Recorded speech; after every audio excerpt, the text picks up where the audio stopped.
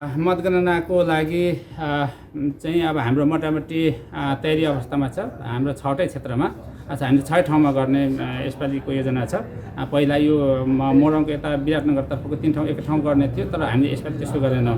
हामीले अलिकति सुरक्षा दृष्टिकोणले अनि भिडको दृष्टिकोणले व्यवस्थापनको दृष्टिकोणले हामीले 6 ठाउँमा बेग्लै बेग्लै ठाउँमा अब जस्तो यो चाहिँ 6 नम्बर क्षेत्रको हो, मुख्य निर्वाचन अधिकारीको यही स्कुलमा आदर्श स्कुलमा गर्नेछौँ। हामी यही तयारी छ, हजुर एकछिन पछाडि हेर्न सक्नुहुनेछ।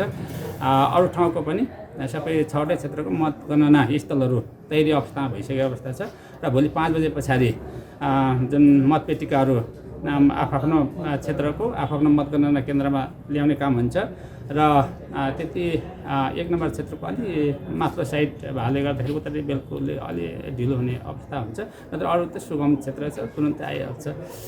9-10 बजेभित्र सबै जम्मा भइसक्छ मोटामोटी र हामी त्यस पछाडि पर्सि 22 गते मात्रै अनि सर्वदलीय छलफल गरेर अनि हामी प्रायः 8, 9, 10 बजेबाट त सुरु गर्छौँ सबै क्षेत्रमा मोटामोटी।